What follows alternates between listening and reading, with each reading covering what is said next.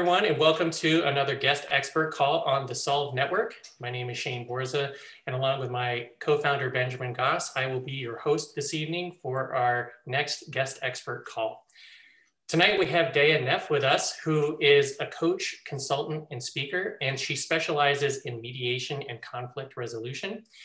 And I'm really excited to have her talk to us tonight because regardless of whether you're a solopreneur, entrepreneur, business owner, or you work at a company, dealing with issues and resolving conflict is something that really impacts all of us. So I'm really excited to have her here, and I'm sure we'll all learn a lot. And if you're listening to this recording later and you'd like to join us for a live call in the future, these are held the first and third Thursday of every month from 5:30 to 7 Pacific time.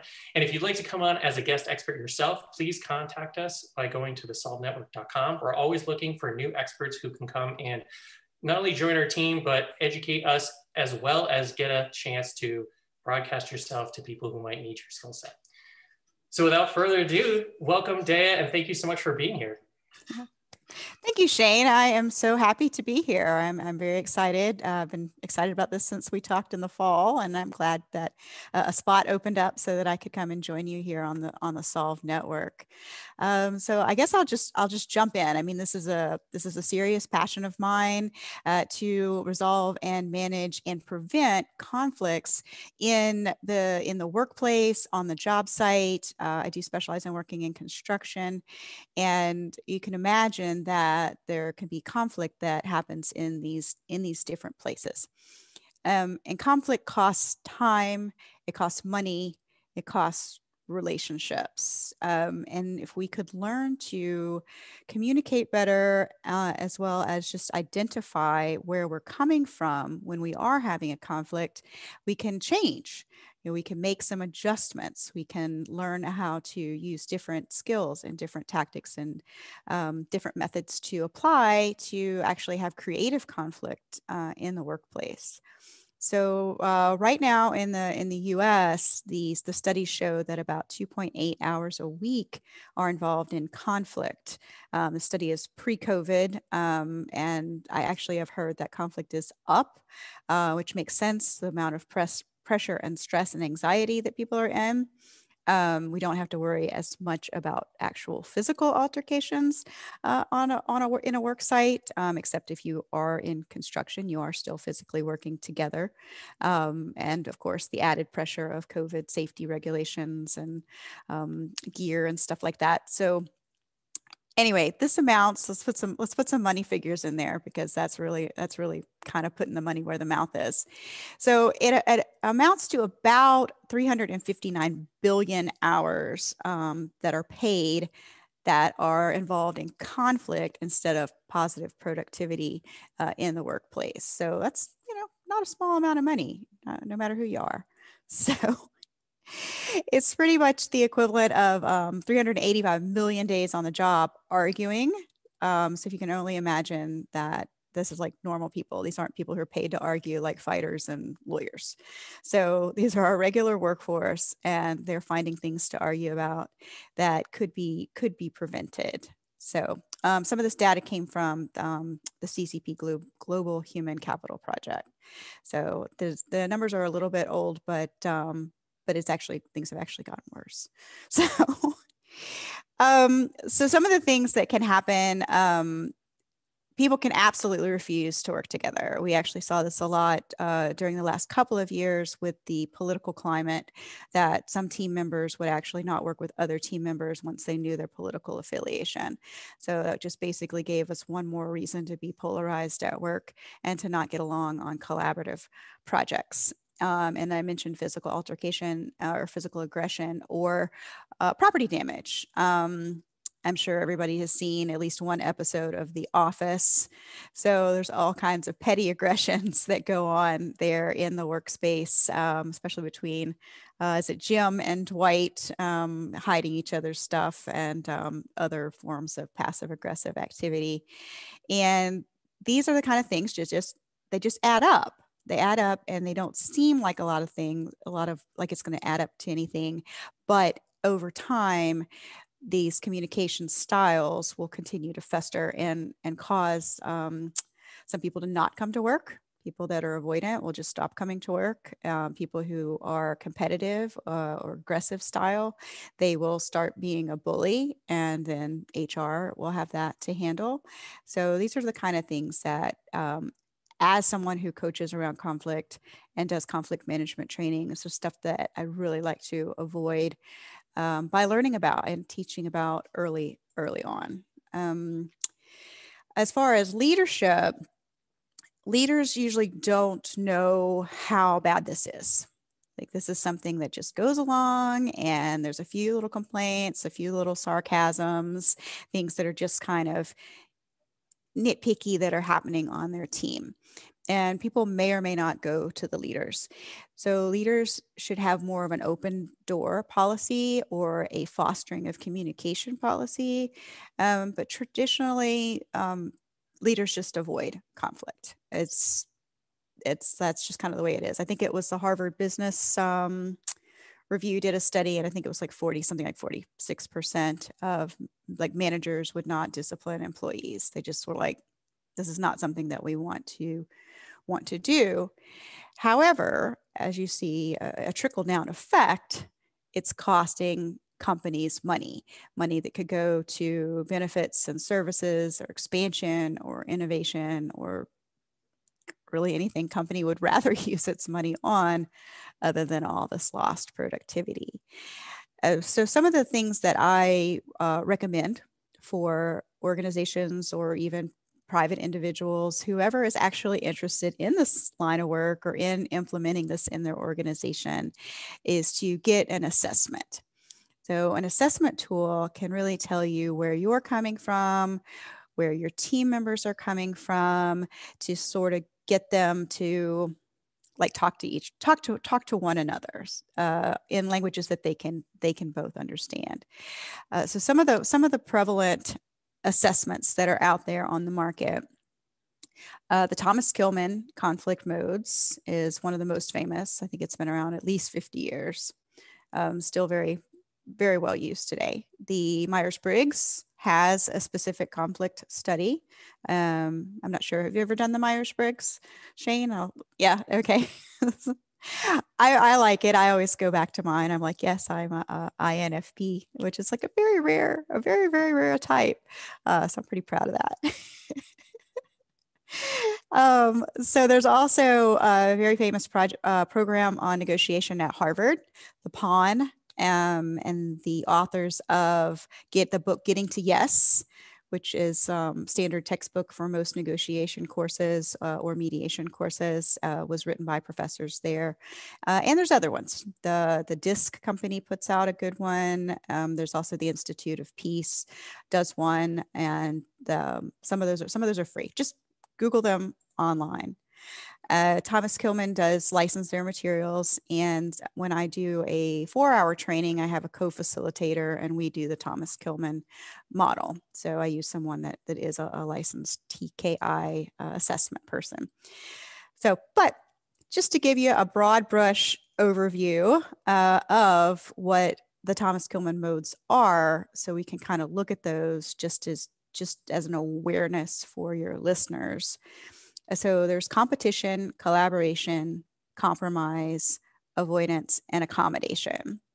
So I pretty much knew that I was an avoider before I even took the test. And I started out as an avoider. I started out in this work, I guess, I don't know when you can actually say started, but let's just say I took the test the first time about 8 years ago. And clear as can be, avoidance came out as my highest skill, and collaboration came out as my lowest skill. So literally the points for collaboration on my personal test were like writing my name correctly. I got like 3 points. So over the years, I have learned. I have worked on teams in my coaching work. I have worked with teams in my consulting. And lo and behold, as I take the test again, as I go through the years of training, my scores have gotten more even. I'm more able to access collaboration and avoid using the avoidance as much. Because again, that's something that like leaders across the board just avoid. And as we see, it has a compounding effect. So what I've leaned into and what I espouse is to have creative conflict activities in the workplace, in addition to learning these conflict tools and these conflict modes. So I guess just by way of definition, don't want to just like spout out a bunch of definitions to you, but since I brought it up, I will define the 5 TKI modes. So competing is being assertive and uncooperative. So as a competing person, you're trying to satisfy your own needs without listening to the concerns of your teammates. So I'm sure everybody knows someone like that. Probably not the person who voluntarily signed up to come to the conflict training. So because they're always right. So why would they want to be there? So collaborating is actually a mix of both assertive and cooperative. So this is when you're like trying to find a win-win situation that completely satisfies you and the concerns of your teammates. So this is something when you have the time to do this is, I don't want to say the ideal, but it is something that works beautifully. I mean, think about some of the Silicon Valley think tanks. They're collaborative units. That's what they are. They have this whole bubble of people that's just there to work on things and put thousands of Post-it notes on a wall or write with whiteboard markers on a wall to come up with these ideas. So that's the idea of a collaborative team. Compromising is just intermediate. It's a little bit of assertiveness and a little bit of cooperativeness. So you find a settlement that partly satisfies. So compromising is the proverbial splitting of the baby, the how to each person take less. So instead of making a bigger pie, which you can with collaborating, where you increase what's available to you by using creativity and collaborating, this is actually just taking what you have and pretty much dividing it down the middle. Avoiding, this is the most common one. This is the most common one that we see hands down. So this is unassertive and uncooperative. You basically sidestep the conflict totally. Excuse me, I took a little sip of water there. So avoiding is when you're like hands off completely. Now, avoiding is good to use when things are too hot to touch. So if you're literally needing to get more information, do some investigation, you can choose, not just do it out of habit, but choose to avoid a conflict for a reasonable amount of time. So I would have somebody hold you accountable on that, test your feet, as they say. It's like, are you avoiding this because you're avoiding it, or you're avoiding it because you're actually going to handle it in a better, more creative way by taking a few minutes or a few days, whatever's reasonable. Accommodating, these are people or teammates who are unassertive. They're very cooperative. Don't actually add a lot to the mix. And in working with these people, you'd want them to bring their voice, actually make some concerns known, so that they can actually, be heard, come up with the 13th man theory or whatever it was. Did you watch World War Z? Yes, so World War Z. So this would be the 12 people in World War Z were accommodating, and the 13th person that says, no, this is really a problem, was actually assertive. And that was a time to be assertive because that's what they agreed on their collective team. Everybody else was like, nope, everything's fine, everything's dandy, the world is not being populated by zombies. And the one person says, heck no, I'm going to do something about this. So that's where there's a nice fictitious play out of what that means. So what I encourage for leaders and for anyone, I think everyone can be a leader where they're at. And if you just joined the company yesterday, you can find something you can lead on to start establishing your leadership path.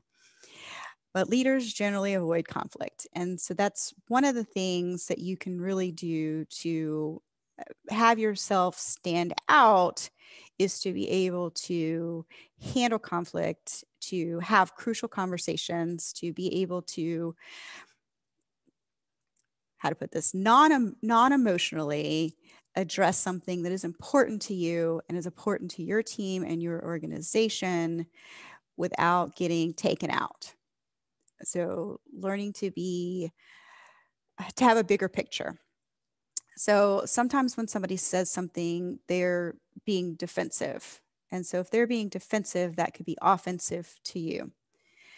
Having some practice and some facility in this area will allow you to have a bigger picture and say, okay, that person said something that offended me, but I'm not sure they meant it. Whereas, as you know, humans are animals, and when we get our adrenaline going, our rational thought and logic can take a break. And that's not where we want to be. If we're having a discussion and we need to get somewhere, we need to get our point across, we need to get our goals met, we need to get the project forwarded, having our emotions run the show and have our logic take a break is not where we want to be. So I encourage people to practice with groups, with doing trainings and cohorts around this, so that they are able to stay in the game and move things forward in a positive direction. So let's see. So in addition to the training that I do put on around the modes and like learning with assessments and all that, I also do conflict coaching work. So conflict coaching work can be to come in and work with people who are at odds. So to establish a balance of power. So if one person is very assertive and the other person is very accommodating, it's kind of evening those people up. So likely the person who is assertive will not accept the training, but the person who is more accommodating, since they're accommodating, they will accept the training, and it's easier for them to come up a little bit. And so as they start to act more assertive, just in small increments, then the assertive party will adjust, sort of a yin and yang kind of thing. Coaching project leaders is pretty ideal because they're responsible. You know, the whole scenario, let's say, rolls uphill, and they are responsible for what's going on in their team. And then also like general coaching as a training activity. This is something that I think is always a good idea or a good place for people to spend their training dollars. So not just saying that because that's what I do. This is a proof positive that plays out for better communication, creative conflict. And what I mean by creative conflict is doing exercises and things that foster communication, that are fun and entertaining, and you can be a little competitive and actually get to show your own personality, to show that you can work together, that you can achieve a common goal with coming up with solutions that are completely outside of the box. So let's see, how are we doing on time? We've got plenty of time left, so feel free to dive into anything else you like, but okay. We'll still have plenty of time for discussion afterwards, so don't sell yourself short at all. Okay, awesome. This is my favorite thing. I can go all day. So,